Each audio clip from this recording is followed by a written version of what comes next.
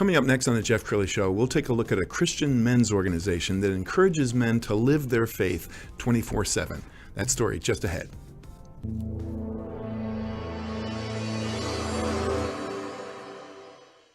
Many are predicting that the worst is yet to come, which is unfortunate, said one person here. Until now, they've enjoyed the reputation of being the nation's icebox. Watched a burglar in his home this morning by webcam. As a journalist of over 25 years, stories are what make my world turn. Reporting live from the Dallas newsroom tonight, Jeff Crilley, Fox 4 News. But in 2008, I took the jump from my familiar life and started a PR firm from my home. We're talking about anyone with a camcorder like the one I'm using becomes a television network. We started slowly growing the company, and we now have over 100 clients, and we've branched into the world of live digital broadcasting. I now own 8 different TV studios and have a huge team, and the stories that I now get to share are sometimes the most important of my life. Life has a funny way of coming around full circle. This is the Jeff Crilley Show. Well, I know a lot of people who go to church on Sunday and they're reading a playbook. The playbook is the Bible. But then when they go out into the business world, they're using a completely different playbook. A man who knows something about how you should be living your life, Stan Bauer. He's with the Christian Businessmen's Connection. Thanks for coming on the show. Good morning. Yeah. How you doing, Jeff? Well, what I love about you is your backstory, because you're leading this local organization that is making such a profound difference in people's lives. But you admit that you were not the man you are today. That's true. So, quite a conversion back in '76 for me. Sort of a black and white experience. I was the best pagan you've ever seen, and a horrible guy from my own definition.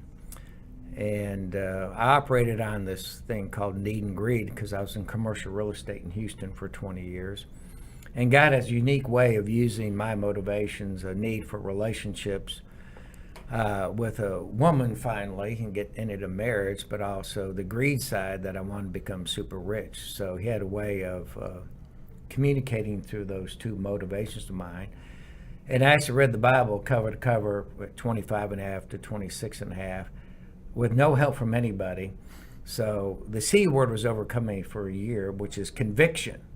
I'm doing something wrong, and I was doing a lot wrong. So after a year of that, on August 23rd, 1976, I had this conversion from brown rice to white rice, or from a pagan to a Christian, and it was rather profound for me. And it probably makes you so relatable to the men that are coming to your events. I'm very user-friendly. Yes. You get used to different, Jeff. Yeah, but nobody wants to hear from the guy who is self-righteous and never sinned, and so I think your ability to connect with men in a very profound way is one of the reasons you've been so successful. I don't know if it's profound, but I can tell you one thing. It's very informational and transformational as we meet with men, going over the book and the principles involved in here. One, for instance, okay? There's over 2,350 verses on money, the Old and New Testament. God spoke more about money than any other issue. And every guy in Dallas is chasing, most guys, pride, position, possessions. And at the end of life, as the Pharaoh had in Egypt, their tombs are robbed within 6 months with all the gold is underneath them. So you can't take it with you, man. And Stan, hold the Bible up, and I want you to show that these pages are marked up. This man has read this again and again and again. That's inspiring. I see a lot of people with Bibles that look like they've never been touched. Well, I've used it and abused it, so I've thrown it down and held it up, and don't agree with some things in there, and conviction hits me, and I got to change. I want to show you a video. This is done by the national organization, but it does a good job as an overview. Let's go ahead and roll that now. The Bible says that you were created on purpose and for a purpose, to do the good works which God planned in advance for you to do. I'm Brent Vaughter. I got connected to CBMC after the Metro Prayer Breakfast in 2011. This has been a tough year for everyone. We've experienced loss and hardship. Our normal patterns have been disrupted. The way we interact with our colleagues and friends is different. And yet our need for connection remains the same. We need it emotionally, socially, and we especially need it spiritually. That's always been the case, and that's what CBMC exists for, to provide meaningful, intentional connections to help you live the full life God has for you. CBMC introduced me to Christian men in the marketplace who are intentional about working together to encourage each other, pray for each other, help each other be the men that God's created us to be. CBMC is helping me through connecting to other men in a way that I don't connect many times throughout the week. The connection made with other men and watching how they live out their faith has motivated me and encouraged me to do the same. Connection is important to me because we all think we can get away with not having it. And I think the last year has proved that that's not true. We all need it. We need a connection with one another and with Christ. I'm involved with CBMC because of the impact Operation Timothy has made on my life. It impacted my wife, she would tell you that for sure, and others around me. They noticed the difference.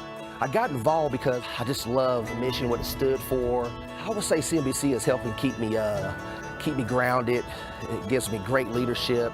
I feel like every business owner should be involved in a group like CBMC.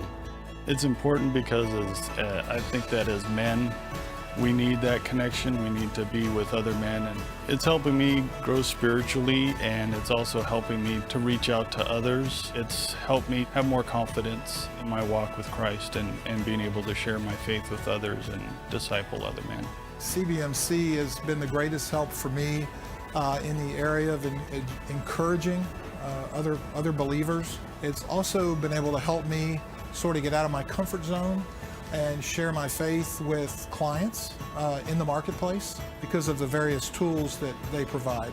My passion really stems from just really how I got acquainted with CBMC. It was the Metro Prayer Breakfast a couple of years ago, and the more I plugged in through the C3 groups, I realized that was really the core, was the one-on-one discipleship. And so I was really able to take that to a deeper level, and then found out months later that this is really what I was called to do.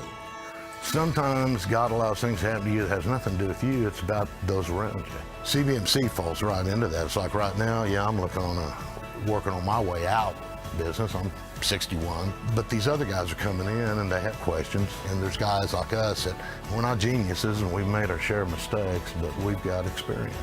It took me a long time to find this group, but when I did, it definitely answered to a prayer for me. CBMC gave me examples, gave me encouragement, gave me men who could speak and pray into me, and it gave me a path to follow. Whether you are an executive, a contractor, just getting started, or really any place in between, God has a plan for you to honor Him with your work and to do it in the context of community. So we want to encourage you to get connected with CBMC, to find like-minded businessmen who are growing in their faith, impacting others, and living lives of significance.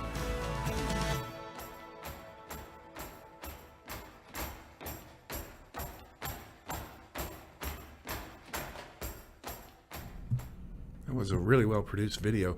We were talking right before the show, and I said, what kind of man are you looking for? And you surprised me with your answer. What did you say? What we're looking for are, the acronym is FAT men. So we want men that are faithful, that'll show up on time when they say they'll do their work, their homework. We want men that will avail themselves to us, they'll spend time with us, which is very critical, because time is your most valuable asset. You only have 24 hours a day, and if you lose a second ago, you can never regain it. So it's all diminishing toward us. The last one is the guy's got to be teachable. A lot of men are not teachable. They think they know all the answers, whether it could be in the Bible or in their business, whatever. But even at my old age where I'm now, you got to be teachable. You have to relearn some things. So technically, you have to unlearn some things. So we're looking for fat men. I love it. We've got some pictures that I lifted from your Facebook page. Sure. Looks like you have some regular breakfasts and different meals together. Yeah. Tell us, when somebody joins, what can they expect? Well, the picture that's on there is our 710 Connection, which is a prayer group. We started Buzz Brews about 4 or 5 years ago. And in the prayer, which is only 1 hour a month, we pray for the world, the United States, Texas, Dallas, and the people that we impact every day. And it's a very simple process, but to gather and to pray, I found that prayer is very significant to me. I spend a lot of time in prayer. I've spent seasons in prayer, as I told you a little bit earlier. So that's just one of them. We have young professionals. The focus in Dallas now are men under 40. We have two young professional groups existing now with Phil Carlson, who works with me, not for me, and J.T. Martin, who works with me, not for me. And we have those two groups going, and we meet once a month for 3 hours going over issues. We bring a sage in, a guy that's my age, that's been rode hard and put up wet, and has some, these are 5 things I wish I knew when I was 25 to 35. And he imparts that knowledge to them from any industry that we have in Dallas or in Texas. So we have guys from all over the country come in and share their understanding what life's about with them. And I think men need to gather with other like-minded Christians because there's just so much uncertainty. I mean, we came off of a pandemic. We've got the economy that's acting strange. You've got a war in Ukraine. It seems like there's a lot of uncertainty, but when men gather together, special things happen. It does, and it all depends where your hope is, Jeff. What's your hope in? It's the economy, the U.S. government, it's whatever you put your hope in, you'll find in the secular world, the secular mindset, it doesn't work. There's only one eternal hope, and that's Christ. He is the hope. He's the object of our hope. And that's what we are, essentially a hope dispenser, you know. And I was talking to a guy today, trying to put together a real estate deal. He's older, and it's all falling apart. And had encouraged him to stay the course till the last minute to see if we can make this transaction work, which is a very significant transaction financially. You have a big event coming up. We're going to put that on the screen. Can you describe what the Confluence is? The Confluence is very different. We do it 6 times a year. We hold it at the Hope Center here in Plano. We hope to gather 100 men. Dr. David Arnott's going to be our keynote speaker. He's written a book called Biblical Economic Policy. So he's reviewed those 2,300 verses, and he and his partner Sasha have come up with what I would call, my layman's terms, the 10 biblical commandments of economic policy. He's been on Prager University about a month ago. He's well educated, knows his stuff, and I will interview him. So what we do different than Confluence, this is not a leadership meeting. It's not intended to be a network meeting, but men do network out of this deal. That's a byproduct of it. And I interview him. So it's a totally different, sort of like we're doing here. So read his book, ask some questions out of it, and he comes up with answers that are not pre-recorded or anything like that. And it's a lot of fun. It's very engaging. It's very different. It's not normal. And there's usually a buzz at the end of the time, and it turns out to be very effective. So that's July 21st, and get connected to us and show up. Outstanding. You brought a couple of other booklets with you. Yeah. So what we try to do is some of the guys, one of the things my own personal thought process is that purpose prevails the vision and mission of your life. A lot of guys start with the vision and then the mission, but purpose is in front of all that. So one of the things I take guys through is establishing your purpose. Why did God design you? Why did God bring you to this earth and place you here? And a secular guy or Adolf Hitler or a good guy, whichever you want to call it, a Billy Graham guy, why did he make you and place you down here? So as you know, if you look at your hand, you have one set of fingerprints. Nobody else in the world has that. Nobody else in the world has your gifts and abilities. And it's our charge to help these guys discover those potential gifts that are latent gifts, I should say more, that they're there, and use them for his work as you work in your real estate company, your oil company, as an engineer, a PR guy, whatever you're doing, and you put your shoulder to the wheel, and God just has a way of making the men we touch, they just become prosperous, not only physically, intellectually, emotionally, spiritually, but financially. In the wake of this CBMC boat is rather profound. The other thing we talk about is why go to work. What is the biblical purpose of work? And when I read these things in 85 and 86, it changed my whole trajectory. And the third thing, which I don't have a book on, I got this book. It is The Biblical Purpose of Money, which is found in Luke chapter 16, a little verse that hardly anybody looks at.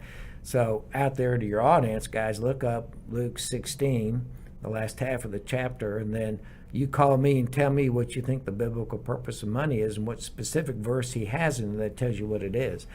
And I teach financial companies this, and we're, Trinity Wealth Management in St. Louis and other companies like that.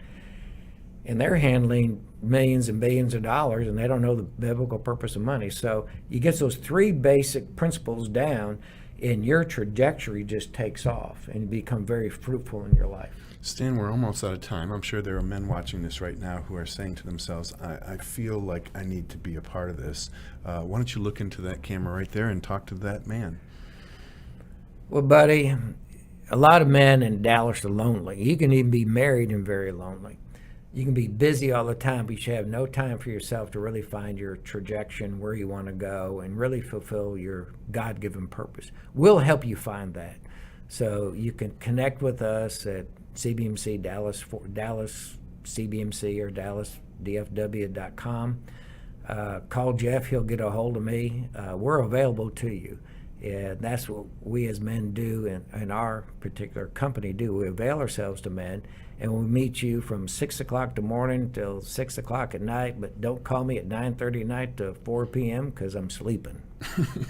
Stan, you've been a great guest. I hope you find more fat men. We will. We're going to end with the website, which is DallasCBMC.com. Please check it out and get a hold of Stan. Thanks so much. You've been a great guest. Thank you. That's it for now. We'll see you next time.